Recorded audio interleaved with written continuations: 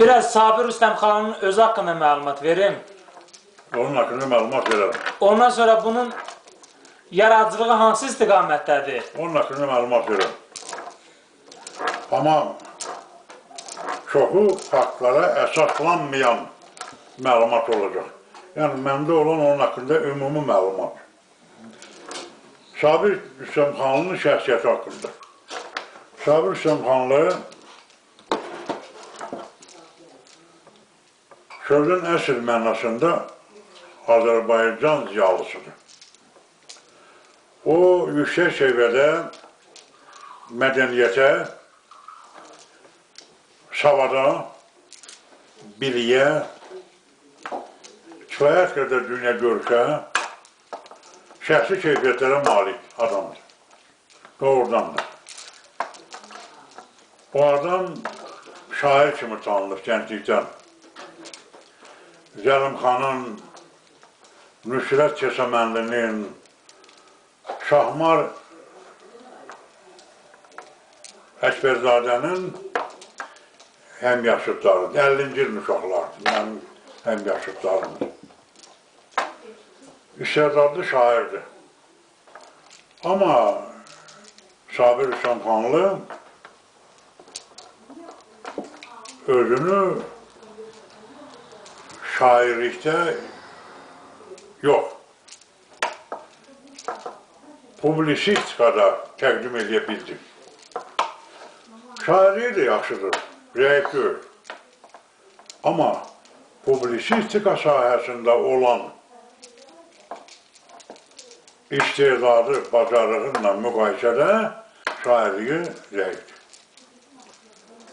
Sabir gəncliyindən dövrü mətbuatda müntəzəm olaraq çıxış edən bir ziyalıdır. Azərbaycanın bir çox qəzet və jurnallarında, hamısı da söhbət mərkəzi mətbuatdan gedir. İstər dövlət mətbuatında, istər də ayrı-ayrı ixtisas mətbuatında Sabir Rüstəmxanlı həmişə çıxış edib və gəncliyindən ümumxalq hörməti qazanmış Azərbaycan oğludur. Mən onu elə təsadüfən deməmişdim ki, Sabir Rüstəmxanlının ömür kitabı, İsa Hüseynovun idealı və Mövlud Süleymanlının kökü. Onu mən təsadüfən deməmişdim.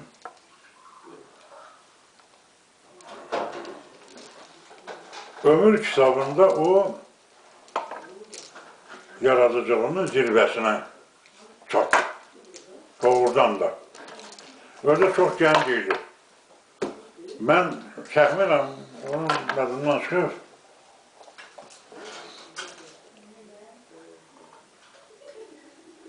$89'du mu bu? 89'du mu? 39 yaşında. Erkəndir. Erkən yaş. Yaradıcılıq üçün yüksək zirvə fəth eləmək üçün ümumxalq rəğbəti qazanmaq üçün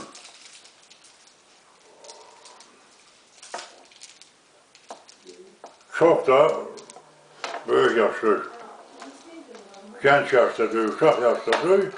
Amma Sabir publisistikadan başqa eyni zamanda yaşadığı dövrdə tarixə, hadisələrə biganə qalmıyor.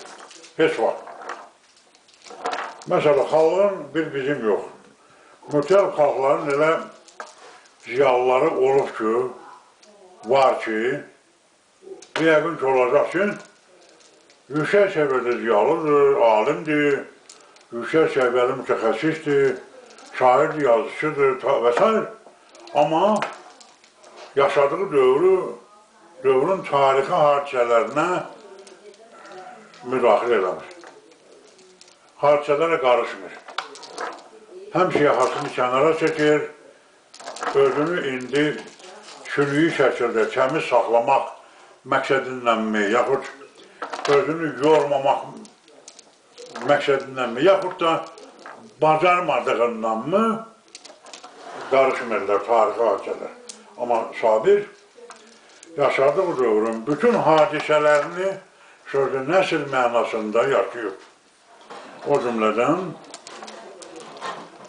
Sovetlər quruluşu dağılandan sonra həmin ərəfədə Sabir əsl alovlu bir vətənpərvər kimi səhnədə oldu həmişə. Səhnədə oldu. Və onun ömür kitabı göstərir ki, hələ Sovet dönəmində o adam xalqı, milləti düşünən həqiqi bir vətənpərvər oldu. İndi də həmin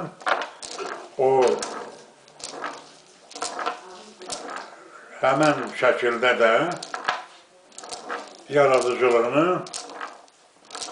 və fəaliyyətini davam etdirir, üstəlik biraz da genişləndirib, indiki o ictimai quruluşa görə müstəqillik əldə elədik və s. Böyük bir türkçü kimi, türkçülüyün böyük alovlu bir təbliğatçı, təşviqatçı kimi özünü Türk dünyasına təqdim edir. Sabir haqqında bunu deyirəm. İndi qaldı, onu xırdalayım, filan vaxt, filan məqalə yazmışdı, filan vaxt, filan yerdə belə bir çıxış elədi. Azərbaycan Milli Məclisinin mən bilən ən azı 2 seçkidir, ən azı 2 dəfə də orada ardıcıl deputat seçilir, deputat kimi fəaliyyət göstərir. Orada elə-belə deputatdır, Milli Məclisin aparıcı figuralarından biridir. İndi özünün partiyası var, yox? Nə? Partiyası var özün deyəsən. Özünün partiyası var deyəsən indi. Özünün nəyi? Bir təşkilatı. Var. Ana Vətən Partiyası, deyəsən, hə. Yadımdan çıxıb. Partiyasının adı yadımdadır. Bilmirəm, Ana Vətəndir, nədir? Özünün partiyası var, partiyanın sədridir. İctimai, siyasi xadimdir. Şairdir, publisistdir və ictimai, siyasi xadimdir. Yazıcı deyil də? Nasir deyil. Yazıcı deyil, sözü düzgün deyil. Yazıcı, ümumiyyətlə yazar deyirlər Türklər, Anadolu Türkləri. Yazıcı, yazan demək. Orada həm şairlik birləşir, həm nasirlik. Çox adam elə bilir ki, nasirə yazıcı deyirlər, şairə şair. Sən də işlətdin, orada deyil. Onu bir yerdə işlətməyim. Yazıcı ümumaddır. Nasir var, şair var, bir də dramaturg var. Amma indi bizim dilimizdə o cür deyil axı. Nə? Bizim dilimizdə indi ya şair deyə yazıcıdır, o cür. Yox, nasirdir. Elə mi? Nasirdir. Çünki şair şeir yazır, nasir nəsr yazır. Dramaturg da dramaturg. Bu kitab haqqında məlumat verin. Bu kitab haqqında, bunun haqqında belə danışaq. Mən bu kitabı oxuduğum çox uzun illər bundan əvvəl oxumuşum. Elə yeni çıxan vaxtlar. Sonra bir dəfə gən oxumuşam. Aradan çox vaxt keçmədən, haradasa bilmirəm, oxuyanda kitabı 2 dəfə oxudum dalbadan. Hətta bəlkə də 3 dəfə oxudum dalbadan. Sonra aradan keçdi, bilmirəm valla, 1 il, 2 il mənə gən oxudum. Ondan sonra oxumamışam. Və demək olar ki, mən buradakı söhbətləri mənim demək olar ki, yadımdan çıxır. Amma burada mənim adımda bu qalır ki, Azərbaycanlıya, Azərbaycanlı nə demək ki? Bu xalq nə demək ki? Bu xalqın keçmişi nədir? Onu başa salan əsas kitablardan. Bax, mən özü də mənim bir ziyalı kimi, ədəbiyyatçı kimi, müəllim kimi, mütaliyyəçi kimi ən yaxşı ifadə budur. Oxuduqlarımda, mən o cümlə dedim bu sözü, obrazların adları, yer adlarını, hadisələri yadımda saxlamıram. Mənim yadımda nə qalır? Bu kitabı oxudum, buradan mən nə qazandım? Bax, yazanın da elə məqsəd ondan ibarət. Bu əsəri Sabir nə məqsədlə yazır? Oxucuya nə çatdırmaq istəyir? Eldar müəllimə o fikri çatdırdısa, Sabir xoşbəxtdir. Sabirin kitabındakı adlar, yer adları, illər və s. o qədər də əhəmiyyət kəsb eləmir. Əhəmiyyət kəsb edən o illərin, obrazların, obraz surət demək, adamlar demək. Obrazların, o tarixi hadisələrin, adı çəkilən yerlərin və s. köməyi ilə oxucusuna hansı fikri isə yedirdir, mənimsədir. Bax, məqsəd olur. Mən də o məqsədləri həmişə demək olar ki, nail olmuşam, oxuduqlarımın məğzini tutmuşam, mənimsəmişəm. Və yadımdan saxlamamışam, istəməmişəm deyil, marağında da olmamışam. Çünki o şeylər yadda sağlaz adam baş-başlayar. Mən oxuduqların kitablarında olan surətlərin adlarını, yer adlarını, tarixi hadisələrin vaxtlarını yadda saxlasam, ona heç bir kompüter tablamaz. Qapı yoxdur. Bu belə. Belə ki, Sabirin kitabın özünü oxuyun. Oxumursan ki? Yox, gətirmişəm ki, oxuyum. Özüm oxu. Oxumaq istəyirəm, hə. Özü də bir məndə yox, Dilman. Xeyrxah ziyalıdan deyik, mütaliəçidən deyik, xeyrxah adamdan deyik. Oxuduğu kitab haqqında ondan soruşanda o sana nə deməlidir? Əslində, sizdir olun həmişə başqaları üçün. O kitabı çalışmayın danışmaq ona. Çalışın deməyə ki, çox əhəmiyyətli kitabdır. Mən sana tövsiyə edirəm, onu oxu. Sən oradan çox şeydə faydalanacaqsın. Danışma. Danışsan oxumayacaq. Və o kitabı o naqiz şəkildə biləcək. Sən danışan əsasında. Sən bu kitabı bir şey ona danışmaq üçün gerək sən günlər həsr edir. Mən fikrini rəvildir mi? Bəli, bəli. Belə. Bunun adını ömür kitabı qoymaqdan məqsəddir. Adını niyə belə qoyub? Adını? Adını Hə, niyə ömür kitabı? oxuyanda biləcək. Eləmi? O deyim. Yaxşı. Şəkili görürsən mi? Bu Türkün qəbir üstü abidəsidir. Türkün qəbir üstü abidəsidir. Öldədə ya da fikir verir. Sifətində bunu Almanca sümüklərinin iri və s. Mongoloid demək olar ki. Əsl Türklər də əvvəllər qədimdən Mongoloid tipli olurlar. 3 irq var da dünyada. Avropeid, Mongoloid, Negroid. Bilirsiniz yəqin bunu. Avropeid biz tipli adamlardır, biz qururuq, Avropalılar. Mongoloid yumuq gözlərdir. Orta Asiyalılar, Sibirlilər, Yaponlar, Çinlər, almacıq sümükləri, burun yastı, göz kökək yerdə və s. Bir də Negroid, zəncilər. Əsl Türklər olub, qədim Türklər Mongoloid. Sibirdə yaşayıblar, Şərqi Sibirdə, Orta Asiyada, Qazaxıstanda. Ona bənzədir, Türkün obrazıdır. Ömür kitabı. Türkün ömrü deməkdir. Dedim mi? Bəli. Türkün ömrü. Bu neçə min illərdir.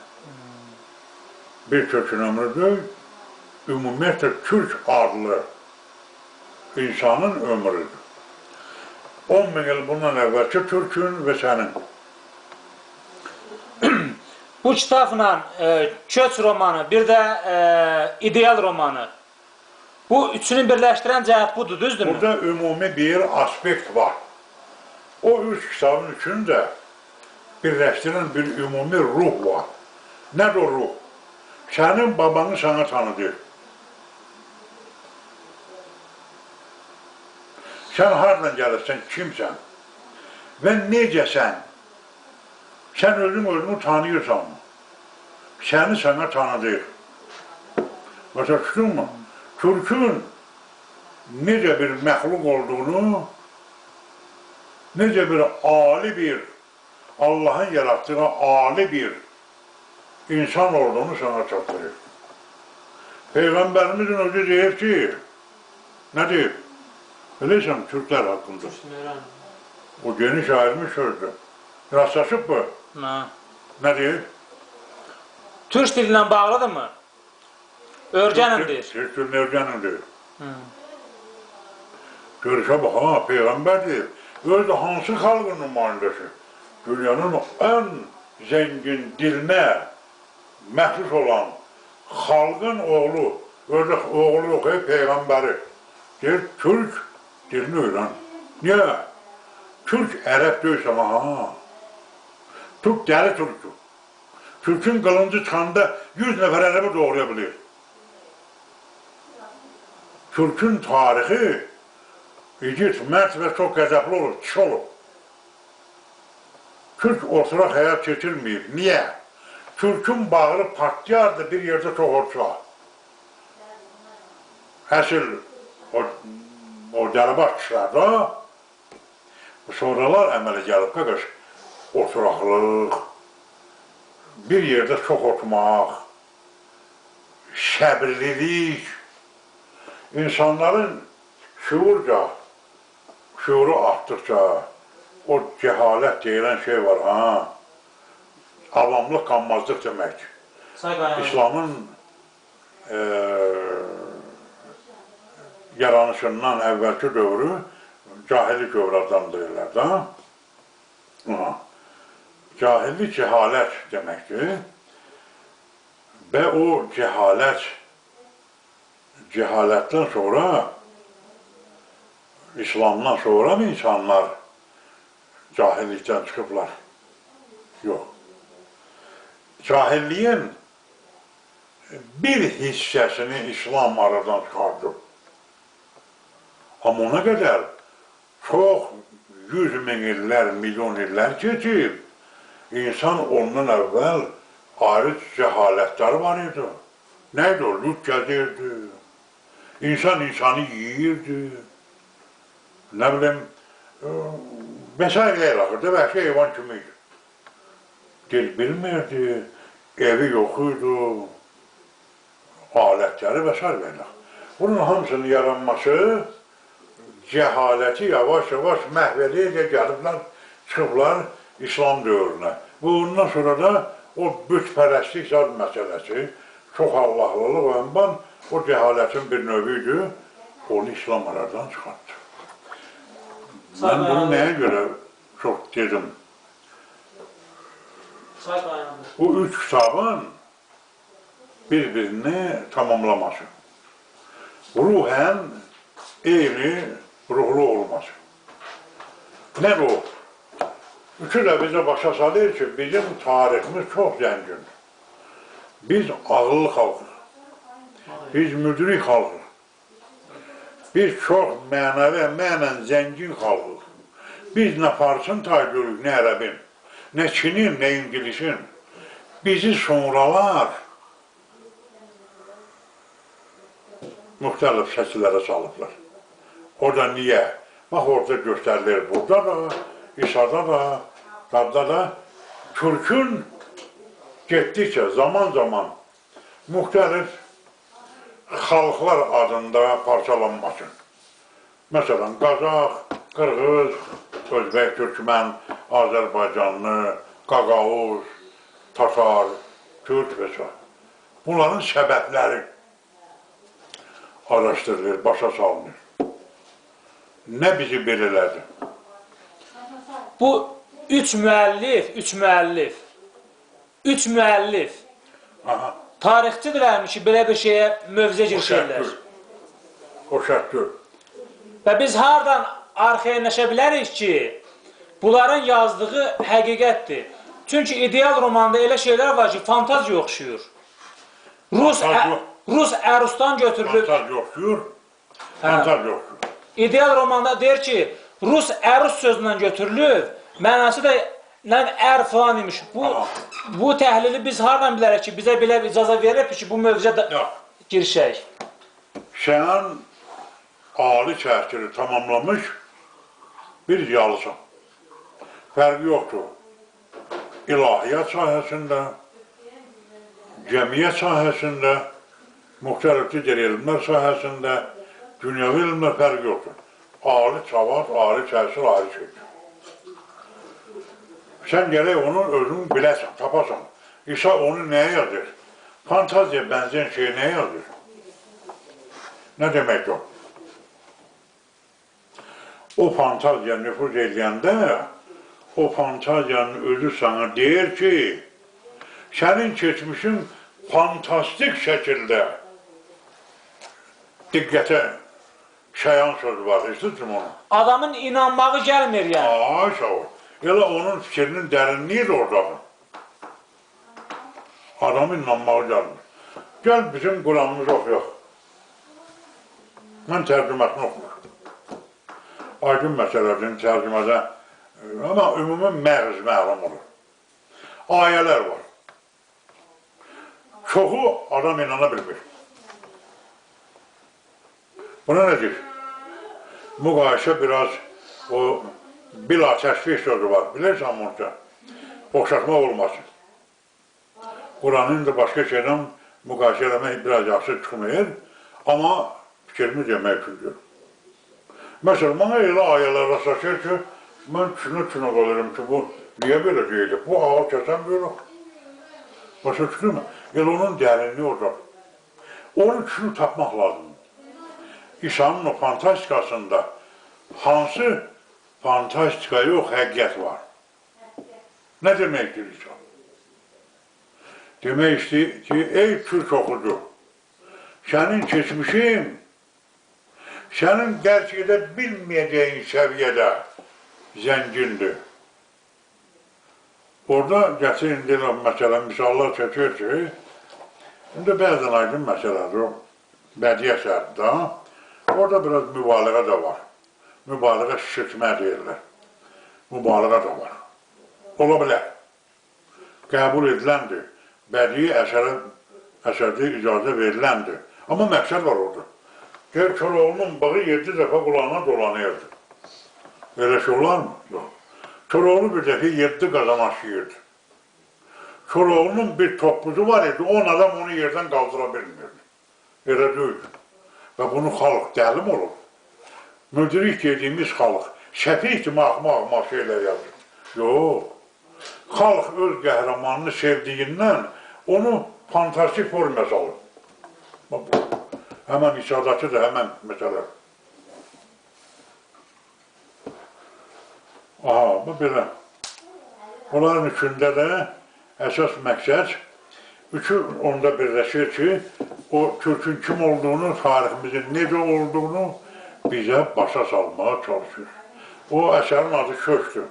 Mən niyə belə göstərirəm? Bu Cüzə kəndlərində o, Mövlüt müəllim, Mövlüt Süleyman. Köşkdür. Yəni ki, bu xalq köçəri yaşayır, özdə bu köşkdə bir geniş mənada köşk var. 50 min il bundan əvvəldən indiyə köç. Başa köçsən mi? Köçə gəlmişik. Yəni, bizim ulu babamız Şahmərdan baba ömrünü keçirib oğlu Paşa babaya, Paşa baba ömrünün keçirib Ali babaya, Ali baba ömrünü keçirib Elmana, Elman sizə, siz belə, bax, bu kökdən söhbət edir. Siz başa köksün, mən nə deyirəm? O kökdən söhbət edir. Türk'ün keçmişi gələcəyə kökür, kökə gedir gələcəyə. Türk yaşayır, Türk yaşayacaq. Özü də necə yaşayacaq? Mərdanə, kişi kimi keçmiş şöhrəti gələcək. Bax, bu söhbət bundan gedir. Bir də bilirsən nə var, Dilman? Mən niyə bunları 20-ci əsrin şah əsərləri hesab edim?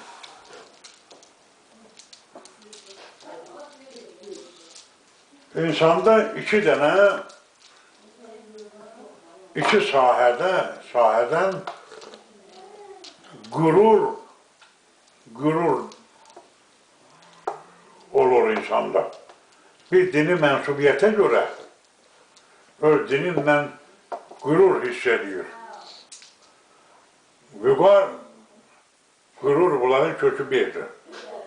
Bilirsən onu? Vüqar qurur sözündən yaranır. Mən müsəlmanım. Onunla qurur hissediyor. Və burada bir təəssübkeşlik yaranır. Digər dinlərə mənsub olanlar qarşısında yenilməzlik, özünü sübut eləmək, özünü təqdim, onunla fəxr eləmək, bir də milli mənsubiyyətdir. Mən onu həmişə demişəm, Nurmanla söhbətlərində mən yadımdadır ki, bir dəfə, yəni neçə dəfə demişəm. Uşaqlara demişəm, hətta uşaqlardan onu necə dərlər, bir də qəbul etmək istəməyənlər olur. Bizim uşaqlarımızın. Mən o fikirdəyəm.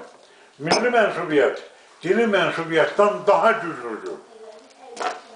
Niyə? Dini mənsubiyyət 2 saat əvvəl əmələ gəlibdir. Qəbuləsi, bu nə demək?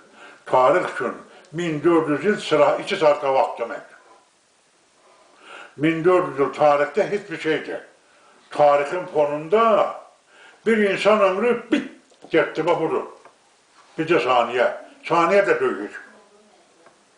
Bir əsr, 100 il. Tarix fonunda bir dəqiqə kimi bir şeydir. Heç o da döyür. İslam tarixi 1400 il yaranıbdır. İslam. Bu tarix üçün 2 saat qabaq demək. Amma türklük kim bilsin, bəlkə milyonla gedir. Başa görürsən, söhbətlərdən gedir. Mən bir nəfər etiqadlı, həqiqi etiqadlı İslam nümayəndəsi, müsəlman qarşı olsun, bir nəfər də türk olsun. İkisi də eyni səviyyəli. İkisi də ağıl dəryası. İkisi də nümunəvi müsəlman. Qüsursuz. Hansının tərəfində duracam? O mənim özümünkür. O yad adamdır. Dili mənimkindəndir. Özünün sümüyü də, eliyi də tamam ayrıdır. Xarakteri də. Mənəviyyatı da ayrıdır. Şəxsiyyəti, ləyaqəti da ayrıdır. Dinimiz var o var. Hansı ki, həmən fars dini qəbul edəmirdir. Hansı ki, həmən fars Peyğəmbəri təhqir edəmirdir. Dünyada Peyğəmbəri təhqir edən millətlər 2-3 millət olursa bir qafatdır. Böyle həqqi mənada nifrət edirdilər. Onu mən də bilirəm, sən daha mı? Ərəb də onun kimi. Peyğəmbər ərəb oğludur. O mənada ərəbə böyük hörmətimiz var. Amma ərəb mənim türkümün tayı ola bilmez. Doğrudan olanmaz. Ərəblərin həyatı da, mənşəyi də, hər şey də türklə müqayisədə çox cılız bir tarixə malik ərəblər. Çox cılız. Onların tarixi acınacaqlı, adamın yazılı gələn tarixə malik bu millət. Quru şəhrədə əqrəb kimi yaşayıblar, qamışların içində də timsah kimi yaşayıblar. Onların yaşadığı coğrafi landşaft nədir?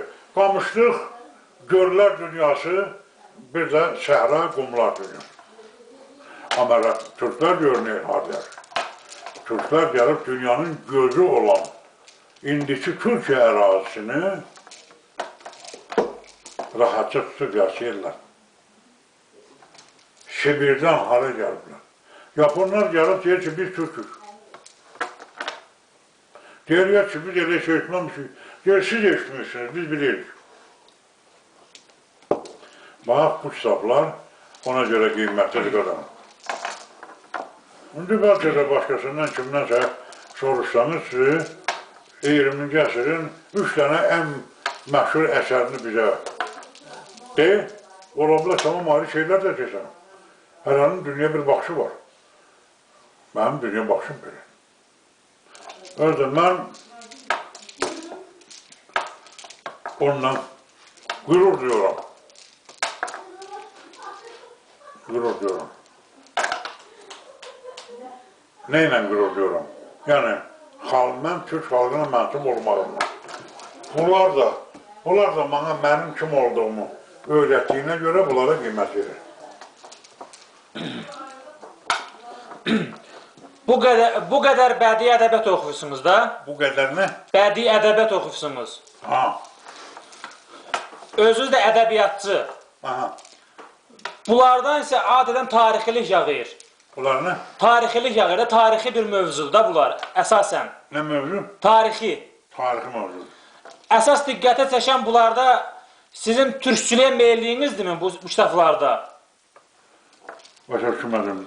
Özün ədəbiyyatçısan, bu qədər bədii mütaliə maliksən, amma tarixi mövzular səni cəlb edir.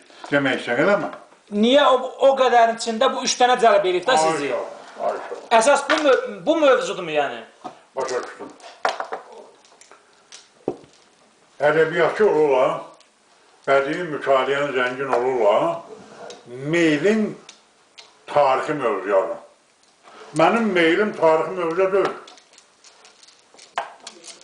Mənim gözümün qabağında 1000% aşkarlıqla mənə nəzərimə çatdırır ki, sənin o minlərlə bədii əsərin bu mövzuya xidmət edir.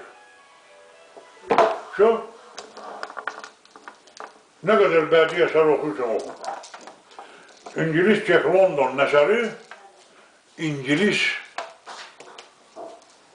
ruhuna xidmət edir. Firdovsi haqqında o gün kitab məşhur. Firdovsin yaratdığı başdan başa Fars təbliğatından məşhur. Hind Rabindranath Tagor'un yaradıcılığı Hind xalqının təbliğatından məşhur. Bütün bədii götürək Nizamın yaradıcılığından başdan ayağa fikir ver, o Türk'ü nəzərə çatdırır həmişə, Türk.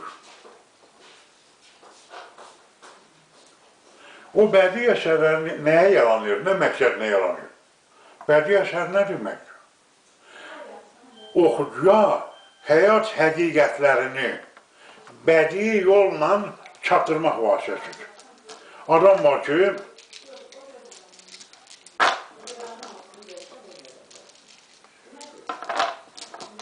deyilən ki, bizim dağlar yadıma düşür. Qərşiyirəm dağlardan ötürü. Ürəyim nanə yarpağı kimi əsir. Necə bax. Nə imanış olub Amma onun dalından həmən o bax deyir. Sən lağa qoğana deyilən ki, bahar fəsli yaz ayları gələndə süsənli, sümbüllü, lalalı dağlar. Yoxsulu, ərbabı, şahı, gədanı tutmaz bir-birindən aralı dağlar. Binələri çadır, çox gəzmişəm özüm dağlar. İlhamını sizdən aldı mənim sazım, sözüm, dağlar. Dağ döşündə tonqal ocaq qalana, qabırğa yeyilə, barmaq yalana. Qulluq edən bir başına dolana, görərsən, çevirsən necə dağları. Bu 2-3 bənddir, o köyrəli bağlayacaq. Hansı ki, bəyək sana bax deyəm, nə yaman iş yox olub, dağlar yadına. Amma bu şeirlərdən də köyrəli bağlayacaq. Bu, insanlara çatdırılması lazım olan anlayışların bədii yolla ifadəsi demək. Bədii vasitədən istifadə edib, o məqsədə nail olmaq üçün. Bir halda ki, həmən o bədii əsərlərin yüzünün yazılması nəticəsində buradakı fikirlərə ancaq nail olunursa, Sabir bizə kitabınla ona nail olursa, necə buna mən qiymət verməyim, deyim ki, Süleyman Rəhmovun Şam romanı yaxşı. Təsəvvür elə, sən deşit bu sözü. Mövlud Süleymanlının Kök romanı çıxıb Azərbaycan jurnalında. Azərbaycan jurnalı Yazıçılar İttifaqının nəşriyyatı idi. Ayda biri çıxırdı. Yeni əsərlər, bəyənilən əsərlər əvvəlcə jurnal variantı orada çıxırdı. Geniş oxucu kütləsi qazanırdısa, rəğbət qazanırdısa, rezonans yaradırdısa, xalq arasında, kitab halında nəşrə sərəncam verilirdi Yazıçılar İttifaqı tərəfindən və Nazirlər Şurası, Nazirlər Kabineti onu təsdiqləyirdi. Yoxsa şimdi mənim ağlıma bir fikir gəldi, getdim falan kitabı çap elədim, Dilman bir kitab çap elədi, Şeyfəddin Ziyalı əlini belə qoydu, bir kitab çap elədi, o, elə deyildi. Onda bir dənə kişi məcmuəyə çıxmaq üçün dəridən, qabaqdan çıxmalıydın sən. Ona nail olacaqdınmı, olmayacaqdınmı? Nail olmaq nə demək ki? Bəyəniləcəkdimi, bəyənilməyəcəkdimi? Öyle doğrudan da bəyənmək, yalandan bəyənmək olmur. Məsələn, hər dövrdə olub əyintilər, xəyanət, paxıllıq və s. Amma elə süzgətdən keçərdi ki, nə qədər fırlansa Ramban yaxşı gəlib çıxırdı üzə. Gəlimxan deyir ki, zaman böyük bir nəhrədir. Alıb bizi tərkinə çalxalayır. Yağ çıxır, yağ yerinə ayran ayranlıq olur. Bax, onda yağ yerinə çıxırdı. Aha. Getdi bax yadımdan, mən nəyə görə bunu danışırdım? Niyə bu üç əsər? Yox, onun ətrafında bilər. O, hə, Azərbaycan jurnalı. Düzdür mü? Azərbaycan jurnalında Kök romanı gəldi. Oxudum, mat qaldım.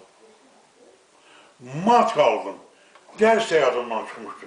Sinifə girirdim, dərs də dənmirdim. Olsunlanmışdım. Öyə gedirdim, gəlirdim, yolda bilmirdim, ha vaxt çatdım, ha vaxt getdim. Nə yiyirdim, yadımdan çıxırdım, mən çörəkmişəm, yeməmişim. Newton məsələsi. Tiflisə geçmişdim. O zaman Yırğançı avtobusda buradan gedirdi. Kalinodan keçib gedirdi. Cüzəkənddən, İlməzlidən ardıyıb gedirdi Yırğançığa. Ermənistandan gedirdi, buradan yox. Çünki yollar yaxşıydı. Tiflisdən geri gələsiyəm, avtobazarda gəldim. Yırğançı avtobusuna otdum, gəlirik. Onların da Çelman adında bir şoförləri vardı o vaxt. Haradasa məndən bir 10 yaşa belə böyük bir adam. Onu hamı sanırdı, çünki şoför idi, hamı tanıyır. Gəlirik. 3-4 gün qabaq Kök romanını oxumuşam. Və biçilisəm mən şeyki almağa geçmişəm. Çoxu yadımdan çıxıb almamışam. Kök qoymuq almağa. Yadımdan çıxıb. Gəlirəm. Gələ fikrimdə kök fırlanır. Birdən ağlıma nə gəldi? Girdim aya. Öyle o jurnal variantında, romanın başında yazı hakkında kısaca 3-4 cümləlik məlumat verirlər. Falan vaxt səvəllidir budur, falan əsərləri var, filan yerdə, falan vaxtdan adam olur. İndi falan yerdə işlə işləyir. O, elə indinin özündə də Azərbaycan radyosunun böyüyüdür. Azərbaycan dövlət radyosunun. Çoxdan, laf çoxdan. Sonralar həmən Azərbaycan jurnalının baş redaktoru oldu. Yazıçılar İttifaqının katibi oldu və s. Bu boydaca qara bir adamdır. Baxsan deyərsən çobandır. Heç ziyalıya bənzərliyiz, heç bir şey də yox. Gör də geyimiz adı da elə heç bir şey. Qalçıq ömründə vurmur və belə bir adam. Ağlıma gəldi ki, bu avtobus İrvanlardan keçir Cüzəkənddən. Ola bilər ki, burada Cüzəkəndlər olsun, onlardan bir soruşun, bu adam kimdir, nəyin nəsidir, qonşu kənddəndir, bunu öyrənin məlumat var. Qalanda iki kişi oturur, yaşlı adamlar. Birinin çeyinə belə vurdum, Geri bax, dedim, bağışla, əmi, bir şey sor, haralsan? Dedi, güzel kəmtdən, ama dedim, başına dönüm. Söndüğümden kişiye başına dönüm dedim. Ne sor, dedi, ne de bana. Dedim, sen kəmtdən bir adam soruşmaq istəyirəm. Güzel kəmtdən, yəqin tanrı, güzel bak, sanıyorum. Dedim, Mövlud Süleymanlı var. Başta yaşayır, elə bir başına ildırım düşdü. Hə, dedi, var bir eləsi başta yaşayır, dedi. Döndü qabağa. Mənim gözümdən qığılcımlar köçürdü. Ki, xain. Bu saat bütün Azərbaycan bundan danışır. Bütün Azərbaycana elə bir zəlzələ olmuşdu əsər çıxanda. Bu qurda bax, bu qoca qurda bax. Xainlə, araları yox, yəqin də tutandı. Çeyrindən tuttum, tapdım geri. Dedim, o ki, mən səndən şey, dedə bala, məndən nə istəyən? Dedim, canın azad edirəm. O qədər istəndim. Dedim, xain uşağı xain. Onun ki, bu gün deyik də elə belə. Dedim, mən sənin o kəndinin oğlundan danışır bütün Azərbaycan. Səni elə bil başıma da düşür. Dedə bala, mənim ağzımı dağıtdım. Dedim, Allah hamd olsun, o qədər istənmişəm. Baxdım, güzgüdən telman baxır, şofer. Baxır, istənmişəm, saxladı maşını. O çeletin qaşı deyilən yer var orada. Yazalım, əlim, nə olub, dedi. Dedim, bu güzel kəndli kişinin canına azar olur. Dedim, belə bir şey olmaz, qısaca, neyse, gəldim. Gəldim, onu mən danışdım ki, Asma, məni elə bir hadisiyə də vurcaq eləyib ki, o əsər. Aradan həftədə bir dəfə çıxan Ədəbiyyat və İncəsənət qəzeti var idi, indi yenə çıxır. Ədəbiyyat və İncəsənət. İndi İncəsənət deyil, adı Ədəbiyyat qəzetidir. Həftədə bir dəfə çıxır. Azərbaycan jurnalı ayda bir dəfə çıxır. Bundan başqa Ulduz jurnalı var idi. O da bədii jurnal idi, bədii əsərlərində. Yaşlar İttifaqının idi. Ədəbiyyat İncəsənət qəzetində Bəxtiyar Vahabzadənin Mövlud Süleymanlının Kök romanı haqqında rəyi gəlib. Belə bir gün imana verdilər. Mən bilirsən, fikirləşirdim ki, nə oldu doğrudan mı mən emosiya qapılmışam? Doğrudan mən keyf yoldayam. Doğrudan mən düz qiymət vermərəm buna. Mən nəsə belə. Bəxtiyarın rəyi gəlib, jurnal da bir həftə bunun əvvəl çıxıb. Kes, orada 2 səhifə. Böyük formatlı qəzet idi. 2 səhifə rəy gəlir. Mənim o rəy durur, Sumqayıqdadır qəzet, saxlayıram.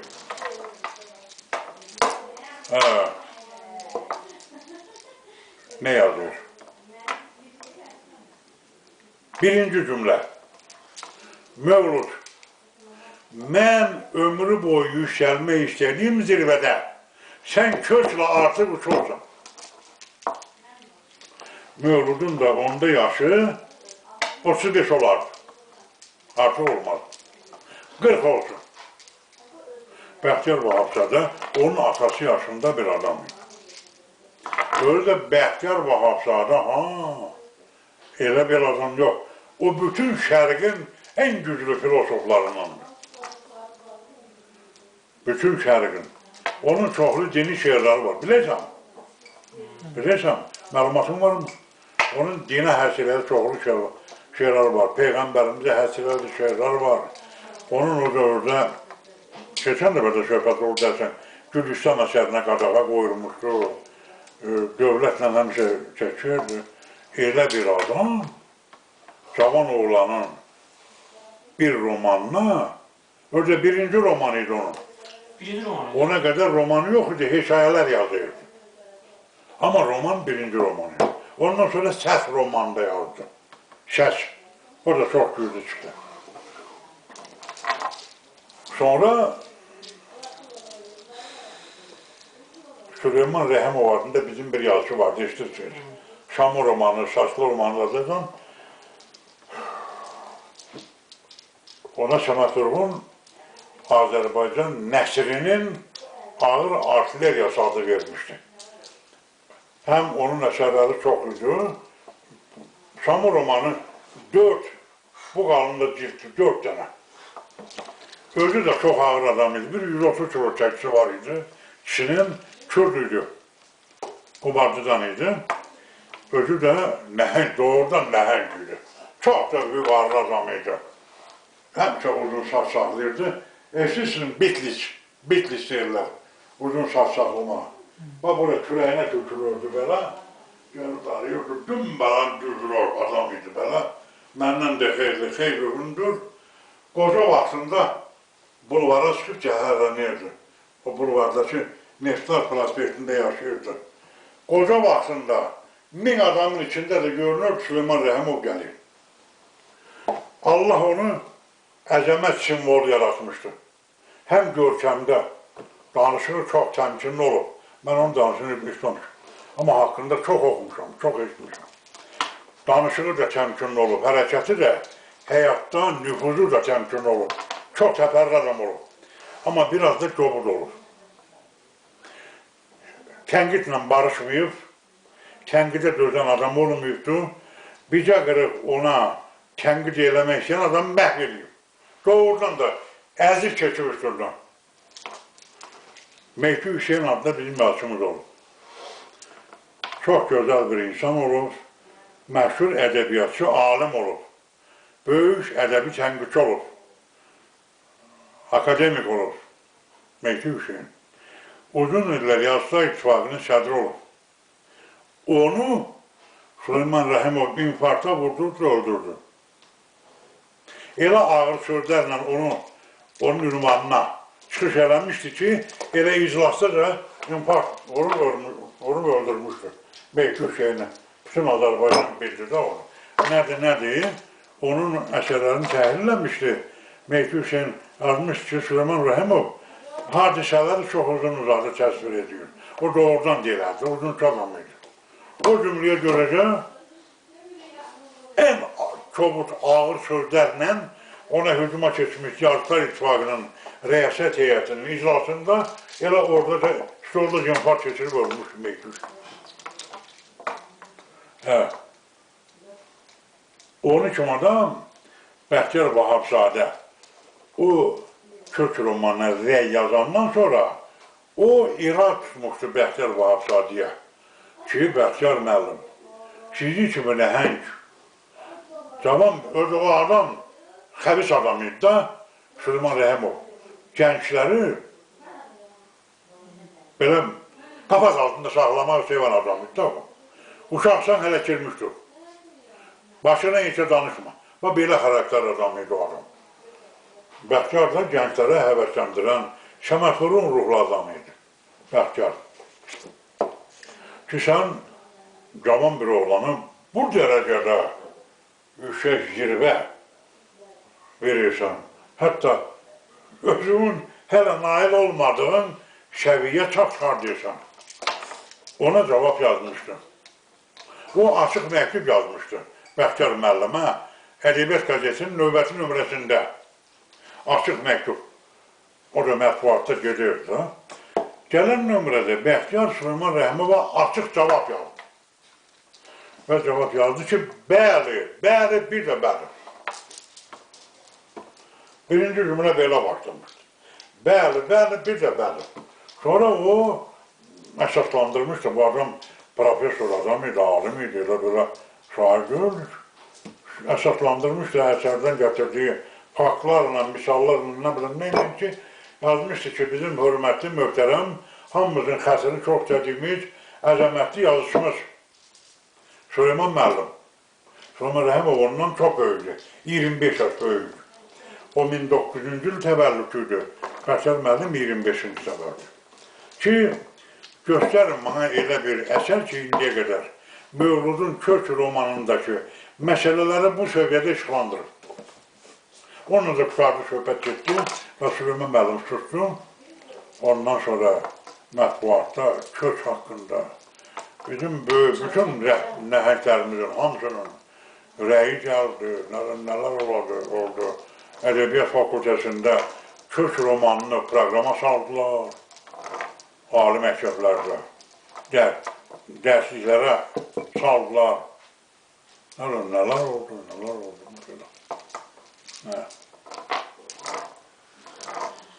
Sovet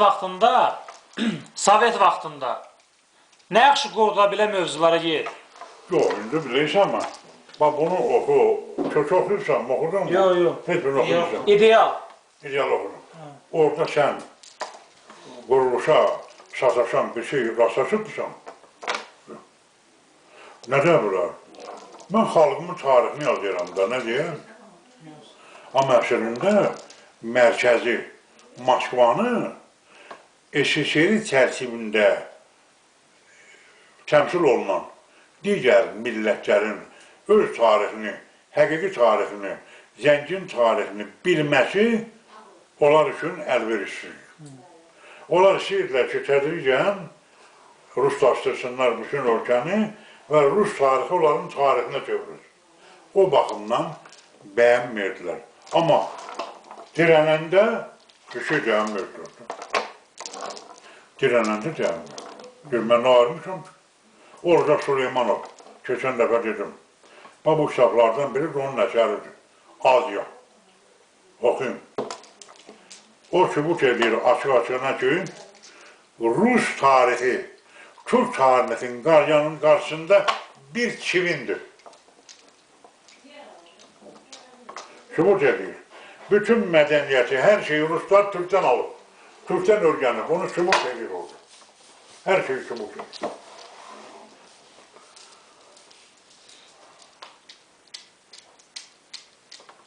Lev Tolstoy'dan soruşurlar. Onun adı sizə məlumdur. İslam dini haqqında onun fikri o kitabda onlar da var. Mən əvvəldən də bilirdim onu. Böyük Türk, Azərbaycanlı alim, dünya şöhrətli alim Mirzə Kazım bəy onun müəllim olub. Şərqşünaslıqdan Kazan Universitetində ona dərs verir, Levə Tolstoy'a. Bu onun çox böyük təsir oldu. Amma Kazım bəy xristianlığı qəbul edirdi, uşaqlar. Eşitirsən, onun haqqında məlumatın var mı? Yox, geniş yox. Uşaq vaxtı bu Astraxana düşübdü, ailə vəziyyətindən əlaqədar yetim uşaq imiş. Sonra İngilis missionerlərinin əlinə keçir, buna xristianlıq qəbul etirirlər. Allah deyirlər uşaq vaxtı. Xristiyan idi. Amma sonralar dərk eləmiş ki, dayında işdən keçib, bunu xaç suyuna keçirirəm belə.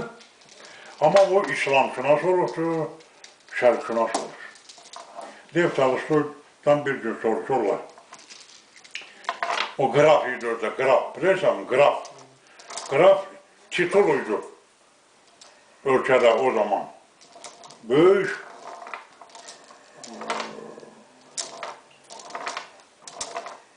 mülkədarlara, böyük sahibkarlara verilirdi o ad. Knyaz adı kimi bir adı. Soruşurlar, böyük qraf. O da doğrudan böyük qraf idi o. Dünyada nüfuz qazanmış şəxsiyyət idi. Deyirlər, böyük qraf. Rus ədəbiyyatından Azərbaycan ədəbiyyatı necə müqayisə edir? O qəhqəhə çəkir. Deyir, sizin sualınız çox gülünç sualdır. Ona görə ki, ağsaqqal bir nurani kişi ilə beşikdə südəmər çağanı necə müqayisə eləmək olur? Azərbaycan ədəbiyyatı ağsaqqal nurani kişidir, Rus ədəbiyyatı beşikdəki çağadır. Onların keçmişinin kifayət xalq ədəbiyyatı yoxdur. Blinalar olmuş hadisələr deməkdir. Bir də sərnamələr, Pushkinlə başı olan tarix.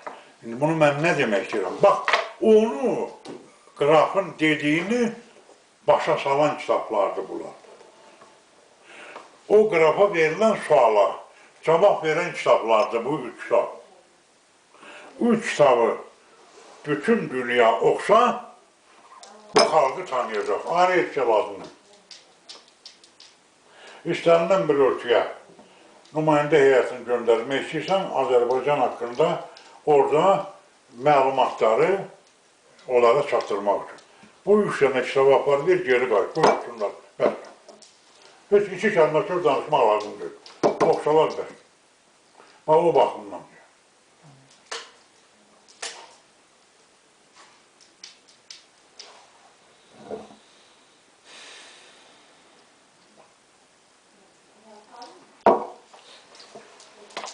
Deyir ki, pedagogika elmi var bilirsən də. Pedagogika. Köçərsiniz onu. Köçdünüz mü? Pedagogika tərbiyə elmi demək. Tədris müəssisələrində, məktəblərdə tələbələrə, şagirdlərə tərbiyə vermək üsulları. Orada bir şərt var. Deyir, görünəni gözə, eşidiləni qulağa, toxunula biləni toxunmağa, ələ. Buna lamisə duyğusu deyirlər.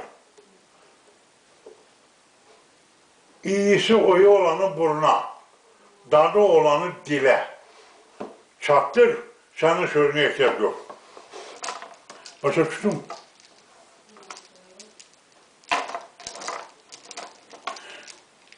Limon haqqında söhbət edir. Sinifdə limon yoxdur. Müəllim deyir, subtropik iqlimdə yetişən subtropik bitkilərdən bir də limondur. Limon oval şəkillidir, rəngi sarıdır, ləti qalındır, qabığı qalındır, içi ulduzvari, nişan ayaqları var, bəzəkləri var, turşda malikdir, kimyavi tərkibi onun müalicə əhəmmətidir. Biraz da geniş danışımdır. Bu qədər danışmaqdansa heç bir şey danışma. Gətir limanı uşağa göstər. Heç şey danışma, lal kimi belə göstər. Limon sarıdır, avar şəkillidir, gördülər. Kəs, dillərinə vur və göstər içini.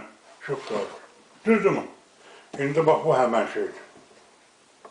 100 dəfə get, tanış Azərbaycan tarixi belə anban, sən Sabir kimi danışa bilməyəcəksin.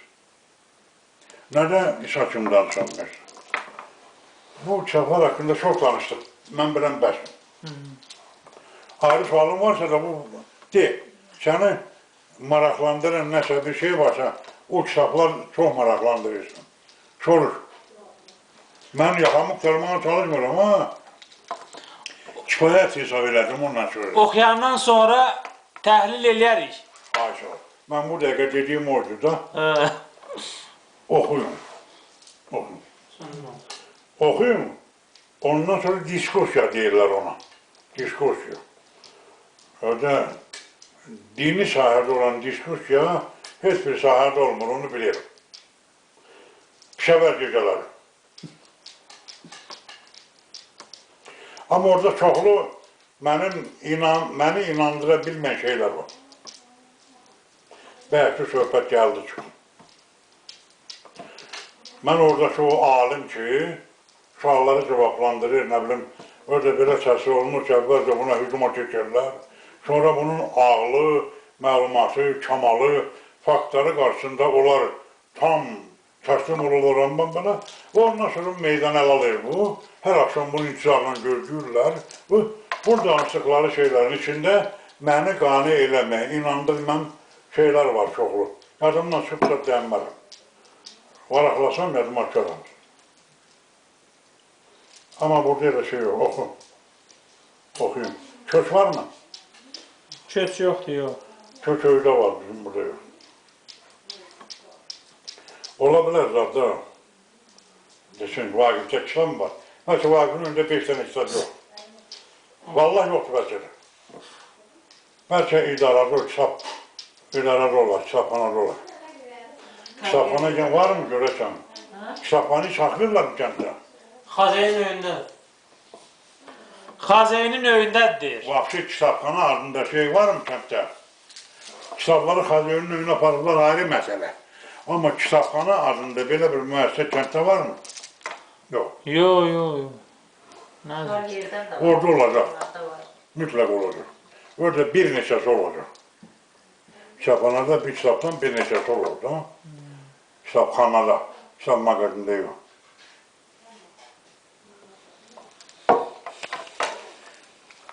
Çox adam kitab mağazində də kitabxana deyir, bilmir.